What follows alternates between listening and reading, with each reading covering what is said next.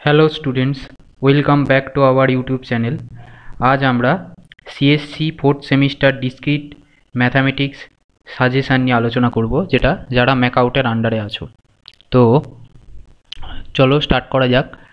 তো তোমাদের সাজেশানে যে পোর্শানগুলো রয়েছে তাদের মধ্যে হলো সেট, রিলেশন, ফাংশান, তারপর রয়েছে তোমাদের নাম্বার থিওরি, সঙ্গে আছে তোমাদের কি বলবো, যেটাকে বলে হচ্ছে ইন্ডাকশান মেথড আছে, তারপর আছে গ্রুপ থিওরি আছে, গ্রাফ আছে, ট্রি আছে, আছে প্রপোজিশনাল লজিক আছে, কাউন্টিং নাম্বার আছে। তো সবকটা সম্পর্কেই আমি ধাপে ধাপে আসছি।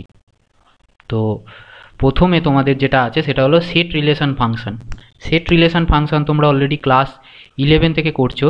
তো সেট রিলেশন ফাংশানে দেখো যে পয়েন্টগুলো আমি মার্ক করেছি সেগুলো হলো এদের যে ডেফিনেশান এবং বিভিন্ন যে টাইপগুলো আছে, ঠিক আছে, বিভিন্ন রকম সেট আছে, বিভিন্ন রকম ফাংশান আছে, সেগুলো তোমাদের জানতে হবে। এছাড়াও ডোমেন, কোডোমেন, রেঞ্জ, ইমেজ, এগুলো সম্পর্কে যেন একদম স্বচ্ছ ধারণা থাকে। মডিউলাস ফাংশান কী জানবে, ইনভার্স ফাংশান কী, এগুলো লাগে। এছাড়াও যেটা ইম্পর্টেন্ট আছে সেটা হলো তোমাদের ডি মর্গ্যানস ল, ঠিক আছে। এরপর আরও যদি কিছুটা এগো তাহলে তুমি দেখতে পাবে পরীক্ষায় প্রশ্ন আসে কাউন্টেবল সেট কী, আনকাউন্টেবল সেটস কী, ফাইনাইট ইনফাইনাইট আনকাউন্টেবল বা ফাইনাইট ইনফাইনাইট কাউন্টেবল সেটস কী। তো এই টাইপের প্রশ্নগুলো আসতে পারে, ঠিক আছে। এছাড়াও এই জায়গাটা থেকে খুব ইম্পর্টেন্ট পাওয়ার সেট কী। পাওয়ার সেট হলো the set of all subsets. সেই পাওয়ার সেট এবং পাওয়ার সেটের সঙ্গেই লেগে আছে দেখবে হাস ডায়াগ্রাম রিলেটেড 3-4টে প্রবলেম করে নেবে, এখান থেকে কিন্তু পরীক্ষায় প্রশ্ন আসে। এরপর যদি চলে যাই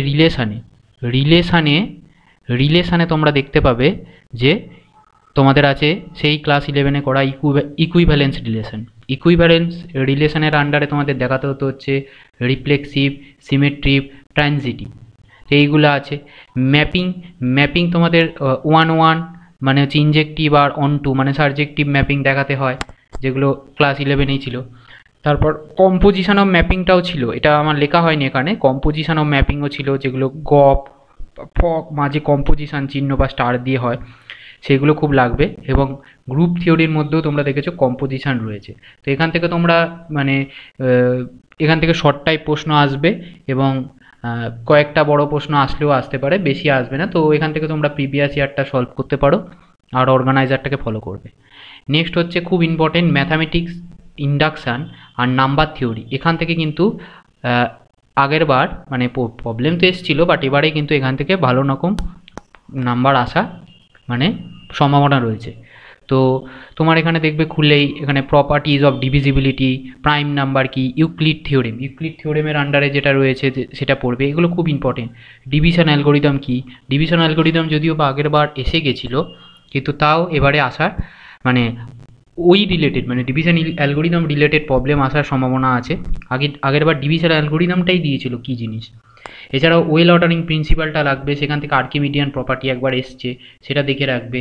হ্যাঁ, তো এগুলো হলো তো থিওরেম। এবার ধীরে ধীরে যত যাবে দেখতে পাবে আসবে জিসিডি, গ্রেটেস্ট কমন ডিভাইজার। এই জিসিডি থেকে কিন্তু ভালো রকম প্রবলেম আসার সম্ভাবনা আছে এবছর। তাই জিসিডিটাকে ভালো করে করবে, খুব সোজা জিনিস এটা। প্রপার্টিসগুলো করবে, ঠিক আছে। জিসিডির book example problems of GCD organiser also. তো জিসিডি খুলে প্রপার্টিসগুলো পড়ার পর যে এক্সাম্পলগুলো স্টার্ট হবে, বিশেষ করে ইয়ার মার্কিং, সেগুলো কিন্তু কমপ্লিট করার চেষ্টা করবে জিসিডি থেকে। নেক্সট আসছে তোমাদের এই টাইপের প্রবলেম পরীক্ষায় আসে দেখবে যে find integers u and v such that GCD of a b equal to a u plus b v. এই টাইপের যে প্রবলেমগুলো আছে প্রিভিয়াস ইয়ারেও দেখবে এই টাইপের প্রবলেমগুলো কিন্তু আসবে জিসিডি থেকে, কিন্তু 8-10 নম্বর পরীক্ষায় আসলে অবাক হবো না। নেক্সট হচ্ছে কনগ্রুয়েন্স। তো কনগ্রুয়েন্সেরও দেখবে property, example, linear congruence solve. আচ্ছা, কনগ্রুয়েন্সের যে প্রপার্টিগুলো আছে দেখবে, কনগ্রুয়েন্স জিনিসটা না জানলে পরেরগুলো কিছু করতে পারবে না। মানে কনগ্রুয়েন্স জিনিসটাকে ভালো করে না শিখলে যে এই পরের যতগুলো আছে সবকটার মধ্যেই কনগ্রুয়েন্সের ব্যাপার রয়েছে। তো কনগ্রুয়েন্সের সমস্ত মানে যে প্রপার্টিগুলো আছে আর এক্সাম্পলগুলো আছে করে কনসেপ্টটাকে একটু ক্লিয়ার করবে। তারপর আসবে লিনিয়ার কনগ্রুয়েন্স। সেটা হলো কি বলতো, লিনিয়ার কনগ্রুয়েন্স হচ্ছে একটা ইকুয়েশনের মতো, সেখানে এক্সটা এই যে A X equal to B, A X congruence B mod M যেটা রয়েছে, তো সেখানে এক্সটা এখানে সলভ করতে হয়। তো সেই রকম লিনিয়ার কনগ্রুয়েন্সের প্রবলেম তোমায় সলভ করতে দেবে, 7x কনগ্রুয়েন্স 3 মড 9 এরকম টাইপের, ঠিক আছে। তো তারপর কনগ্রুয়েন্সের পড়ার পর তোমাদের আসবে ফার্ম্যাটস থিওরেম। ফার্ম্যাট থিওরেমের ইয়েটা পড়লে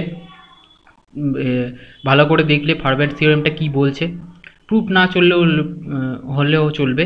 তারপর আছে দেখবে ফার্ম্যাট থিওরেম শেষ হওয়ার পরে দেখবে একটা করোলারি আছে ফার্ম্যাট থিওরেমেরই পাশে, সেই করোলারিটা খুব ভালো করে পড়বে, ঠিক আছে। তারপর আছে উইলসন থিওরেম, এবং এই ফার্ম্যাট থিওরেম, ওই করোলারি আর উইলসন থিওরেম এই তিনটেকে কাজে লাগিয়ে দেখবে অনেকগুলো অঙ্ক আছে, ঠিক আছে। সেই অঙ্কগুলো, ঠিক আছে, প্রিভিয়াস ইয়ারেও দেখবে এবং খুব আসে সেইগুলো। তো তুমি যদি এই কনগ্রুয়েন্স বা এই জিনিসগুলো না জানো, ওই টাইপের দু একটা প্রবলেম দিলে নামাতে পারবে না। তো এই জায়গাটাও খুব ইম্পর্টেন্ট, এই ফার্ম্যাট থিওরেম, এই ওইটা রিলেটেড যে করোলারিটা রয়েছে আর উইলসন থিওরেম, লিনিয়ার কনগ্রুয়েন্স, এখান থেকেও ওই 5-10 নাম্বার তো তুমি ধরে রাখতে পারো, ঠিক আছে। নাম্বার থিওরি থেকে কিন্তু যদি একটা বড় প্রশ্ন আসে এবং শর্ট টাইপ প্রশ্ন মিলিয়ে মোটামুটি 15-20 নাম্বার আসার কিন্তু এবারে সম্ভাবনা আছে। আর ম্যাথামেটিক ইন্ডাকশান মানে সেই একবার n = 1 ধরে 1 এর জন্য হলে তারপর n = 2 এর জন্য দেখাতে হয়, তারপর n = m এর জন্য যদি হয় তো ট্রু, তাহলে n = m+1 এর জন্য। তো এই টাইপের যে ইন্ডাকশান প্রসেসগুলো আমরা ক্লাস 11-এও শিখেছিলাম, ওই টাইপের জিনিস এখানে 4-5টা অঙ্ক প্রিভিয়াস ইয়ারে দেখবে যেগুলো আছে, দু একটা সলভ করে যাবে। তো নাম্বার থিওরির মোটামুটি জিসিডি আর কনগ্রুয়েন্স আর এই ফার্ম্যাট থিওরেম এই পোর্শনগুলো কিন্তু খুবই ইম্পর্টেন্ট এবারে। এরপর চলে আসি কাউন্টিং টেকনিক্স।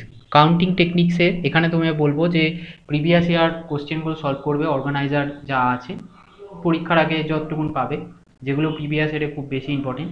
এখানে পিজিয়ান হোল প্রিন্সিপাল আর জেনারেলাইজড পিজিয়ান হোল প্রিন্সিপালটা খুব ভালো করে পড়বে।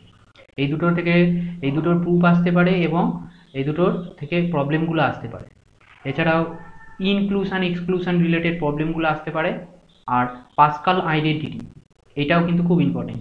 তো এইখানে যেগুলো প্রিভিয়াস ইয়ারের রয়েছে সেগুলো ইয়ে করে যাবে, পড়বে মোটামুটি। এখান থেকে কিন্তু মোটামুটি বড় প্রশ্নই আসে, খুব একটা শর্ট প্রশ্ন আসবে না, দু একটা আসলেও আসতে পারে।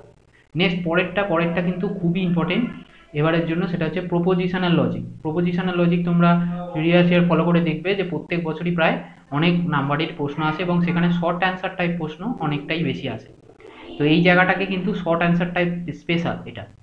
তো এখানেও তোমরা প্রিভিয়াস ইয়ার কোশ্চেন সলভ করবে, ঠিক আছে। প্রিভিয়াস ইয়ারের মার্কিং করা থাকবে যেগুলো রয়েছে, ঠিক আছে, এবং শর্ট অ্যান্সারগুলো যতটা পারবে করার চেষ্টা করবে যেগুলো তোমাদের ইয়েতে রয়েছে, অর্গানাইজার ফলো করে বা প্রিভিয়াস ইয়ার ফলো করে চেষ্টা করবে। আচ্ছা, তারপর তোমাদের এখানে এই টাইপের প্রবলেম আছে দেখবে, টটোলজি কিনা চেক করো, কন্ট্রাডিকশন হচ্ছে কিনা চেক করো, ঠিক আছে, তো সেইগুলো করবে। তারপর ডিএনএফ বার করা, সিএনএফ বার করা, এই টাইপের প্রবলেমগুলো আছে, তো এই টাইপের প্রবলেমগুলো একটা দুটো করে সলভ করে নেবে, প্রত্যেকটাই একটু করে কনসেপ্ট ক্লিয়ার করে একটা দুটো করে প্রিভিয়াস ইয়ারের কোশ্চেন সলভ করে নেবে, দেখবে মোটামুটি ইয়ে হবে। আর শর্ট টাইপ প্রশ্ন সলভ করবে, এই চ্যাপ্টারটার ওপর আর নাম্বার থিওরির ওপর বেশি ফোকাস করবে, কারণ এই দুটো থেকে কিন্তু মানে আমি কোনোটাই পার্সিয়াল করবো না, কারণ তোমরা ম্যাকআউটের আন্ডারে পড়ো, জানো যে কোনো জায়গা থেকেই দিয়ে দিতে পারে, ভরিয়ে দিতে পারে। তো বলবো না যে এইটা থেকেই আসবে, তাও প্রিভিয়াস ইয়ার দেখলে বোঝা যায় যে কোনটা থেকে কি মানে কতটা কোন জায়গাটা থেকে ওয়েটেজ বেশি। তো এই জায়গাটার ওয়েটেজ কিন্তু খুব বেশি এভরি ইয়ার, শুধু এই ইয়ার না, পরের বছরও হয়তো এই জায়গাটার ইয়ার বেশি থাকবে, কারণ এই জায়গাটা শর্ট অ্যান্সার টাইপগুলোকে খুব টানে। নেক্সট আছে গ্রুপ থিওরি। দেখো গ্রুপ থিওরি থেকে তোমাদের খুব একটা আগে এসছে তেমন না, হ্যাঁ প্রবলেম এসছে একটা দুটো 5 নাম্বার 10 নাম্বার এসছে, আগের বছর কিন্তু এখান থেকে ভালো রকম প্রশ্ন এসেছিল। তো গ্রুপ থিওরিটা তোমাদের এখানটা পুরোপুরি কিন্তু অনেকটা হিউজ পোর্শন এটা, বাট এখানটা তোমাদের কি করতে হয়, এখানটা তোমাদের একটা সলভ করতে হয় যে এখানটা তোমাদের করতে হয় হচ্ছে যে ভালো করে কনসেপ্ট ক্লিয়ার করতে হয়। তো গ্রুপের যে প্রপার্টিসগুলো আছে, অ্যাবেলিয়ান গ্রুপ বা কমিউটেটিভ গ্রুপের প্রপার্টিসগুলো, সাব গ্রুপের কী প্রপার্টি আছে, সাইক্লিক গ্রুপের কী প্রপার্টি আছে, এই প্রপার্টিগুলো তাদের রিলেটেড থিওরেমগুলো, সেগুলোর প্রবলেমগুলো সলভ করতে হয়। তো তোমরা যতটা পারবে এক্সাম্পলে যেগুলো ইয়ার মার্ক করা আছে কনসেপ্ট ক্লিয়ার করে দু একটা বা দু তিনটে দেখে নিলে, জিনিসটা বুঝে নিলে যে কী দেখাতে হচ্ছে সাব গ্রুপের জন্য, সাইক্লিক গ্রুপ দেখাতে গেলে কী দেখাতে হচ্ছে, সাইক্লিক গ্রুপের তোমার একটা থিওরেম আছে সেটা কিন্তু খুব পরীক্ষা আসে সাইক্লিক গ্রুপ অ্যাবেলিয়ান গ্রুপ দিয়ে, ঠিক আছে। এছাড়াও লাগরেঞ্জ থিওরেম পাবে, ঠিক আছে, সেটা পরীক্ষায় আসার জন্য খুব ইম্পর্টেন্ট আছে গ্রুপে। তারপর every group of prime order is cyclic, এটা কিন্তু খুব ইম্পর্টেন্ট এই থিওরেমটা, every group of prime order is cyclic. আচ্ছা, যদি রিং ফিল্ডে আসো, রিং ফিল্ডে তোমাকে রিংয়ের যে প্রপার্টিগুলো আছে কিছুই না, রিংটা হচ্ছে অ্যাকচুয়ালি কি একটা গ্রুপ, সেটাকে প্লাসের রেসপেক্টে ডটের রেসপেক্টে তোমাকে দেখাতে হয় যে হ্যাঁ হচ্ছে গ্রুপ ফর্ম করছে, যেটা রিং ফর্ম করবে, আর একটা দুটো অ্যাসোসিয়েটিভ প্রপার্টি আছে, সেইগুলো তোমাদের লাগালেই হয়। অ্যাসোসিয়েটিভ না, ওটাকে কী যেন বলে, ভুলে গেলাম আমি। তো রিং ফিল্ডেরও কিছু প্রপার্টিগুলো কিন্তু একদম সোজা। এই রিং ফিল্ডের কনসেপ্টটা নিলে যে কী কী দেখাতে হয়, দু একটা অঙ্ক করলে। আর তবে রিং ফিল্ডে একটা কথা বলে রাখি, রিং ফিল্ডে মানে বিশেষ করে রিংয়ে বলছি না, এখানে ইন্টিগ্রাল ডোমেন, কতগুলো টার্ম বলছি, ইন্টিগ্রাল ডোমেন জিনিসটা ভালো করে রাখবে, জানবে। আর ডিভাইজার অফ জিরো, এই দুটো জিনিস দিয়ে কিন্তু থিওরেম আর প্রবলেম এখানে কিন্তু ছোট ছোট আসে, ইন্টিগ্রাল ডোমেন আর ডিভাইজার অফ জিরো, বা জিরো ডিভাইজার যাকে বলে।